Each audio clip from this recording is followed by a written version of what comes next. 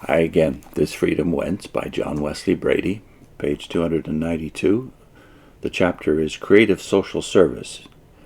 Bready has just detailed the founding of the YMCA and the work of George Williams in that cause, 1844.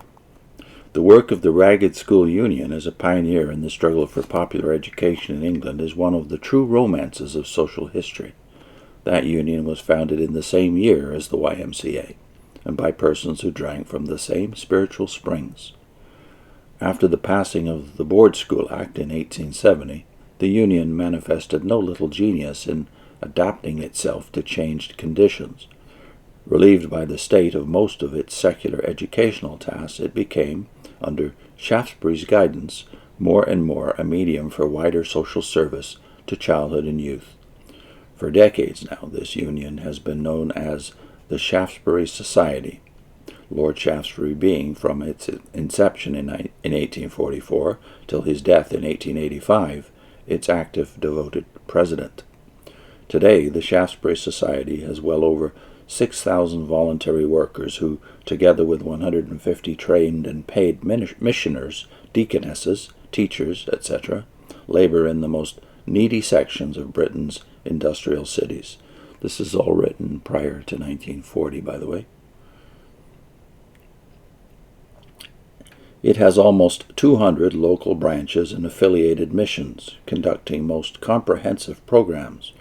It operates a score of seaside and country homes, residential schools and hostels, fresh air retreats, and sunshine camps. It has 440 companies of scouts, guides, and other brigades. It runs more than a score of infant welfare centers, medical missions, day nurseries, and nursery schools. For the deformed, it affords 90 what they called in those days cripple parlors, thus engendering joy and fellowship in some 7,500 lives which otherwise would be lonely and bleak. Every year this society sends scores of thousands of underprivileged children for an outing by the sea. It distributes myriads of garments, toys, and pairs of boots, while also it lends out hundreds of surgical appliances and invalid carriages. The essence of its being, however, is represented by its gospel services, Sunday schools, Bible classes, prayer groups, and bands of hope.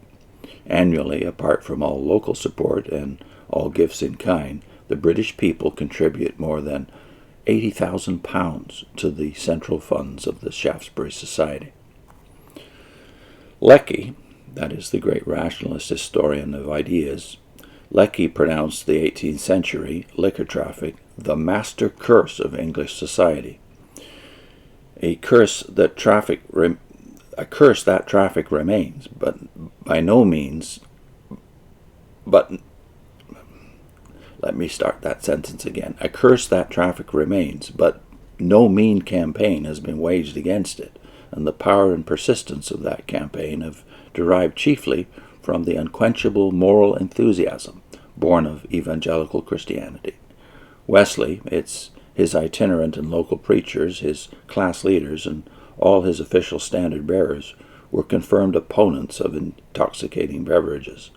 Temperance in all the social, educational, and moral endeavors of the Clapham sect was a central plank.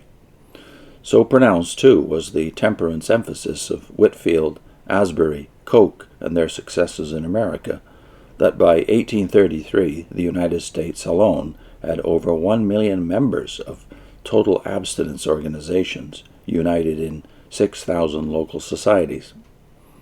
In England, in 1831, inspired by evangelical zeal, the British and Foreign Temperance Society sprang into life. 4 years later, the Independent Order of Rechabites was established and spread rapidly to America. In 1853 came the powerful and interdenominational United Kingdom Alliance, which began to press the temperance cause in politics, while in 1862 followed the Church of England Temperance Society.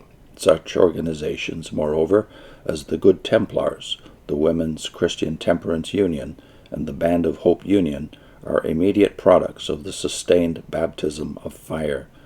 That is his phrase for the evangelical revival. And notwithstanding all ridicule, they have been the means of inestimable good. Nor can the American Prohibition movement be understood apart from the same spiritual succession. If not the child, it unmistakably was the grandchild of the Great Revival.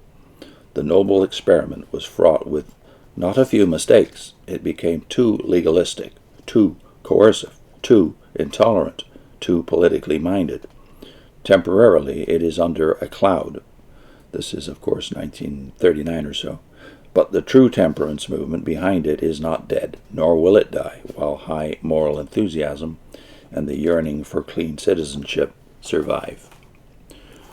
Again, the lives of the great temperance leaders, no less than the origin of the great temperance movements, bespeak their common relationship to vital Christianity. Who can explain the endeavors of John B. Gough, of Francis Willard, and of Sir Wilfrid Lawson, apart from the sustaining inspiration of their evangelical faith? Nor is the case of that intrepid Catholic temperance leader, Father Matthew, widely different.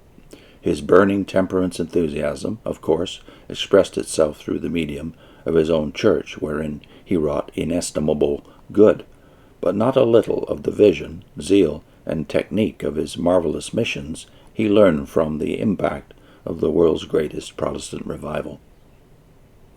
Some sophisticated persons still sneer at the Salvation Army. Their sneer is the sneer of ignorance.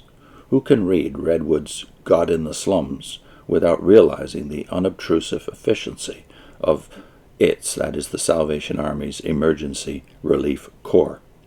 Yet that is but one of 100 vehicles through which these soldiers of the cross render valiant service amidst desperate situations. Today the Salvation Army is laboring in 83 countries. Its efforts are guided by 32,000 plus officers and officials, controlling 15,304 centers of activity. It commands the services of more than 35,000 bandsmen and over 63,000 songsters. Nevertheless, these represent but a fraction of its voluntary workers, consecrated to the service of humanity in the name and spirit of Christ. It seeks to form an unbroken chain of sacrificial love throughout the shadowed places of the earth. Sanctified sanity motivates its toil. Besides all its moral and spiritual teaching facilities, the Salvation Army conducts an amazing retinue of social services. Its hostels and shelters provide scores of thousands of free beds for the homeless and forlorn. Missions of free meals are annually given to the hungry, though through its kitchens and canteens. Employment is found for large numbers out of work. As for criminals, prisoners, and their dependents, the Army annually assists many thousands with a tenderness and an understanding no state institution could emulate. It provides many companies of trained nurses and midwives in quarters where their services are a godsend. It runs maternity homes, hospitals, creches, industrial homes, eventide homes, seaside camps, land colonies, migration centers, slum sisterhoods, prison visitation corps, and winsome rescue homes for unmarried mothers. For uncompromising is their morality, I'll say that again. For uncompromising as is their morality, never do Salvationists look upon young unmarried mothers as prostitutes. Educationally also, the Army does its bit. In India alone, it conducts 648 day schools and several boarding schools. Recently, the Punjab's Minister of Education, on opening a Salvation Army school, said, quote, "The Salvation Army in this country puts our own people to shame. The work that should be done by Indians has too often been done by the European officers of the Salvation Army. But for their great sacrifice, these children, who will be housed in one of the best school buildings the province possesses, would probably have roamed about committing offenses." End of quote.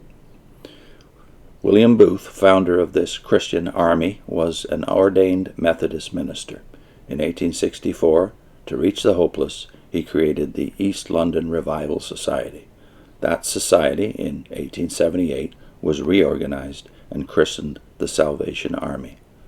So it also is a lineal descendant of the mighty spiritual awakening. I'll put in a link to a video Vivian did from Victor Shepard's book, So Great a Cloud of Witnesses, a small chapter on William and Catherine Booth. See you soon.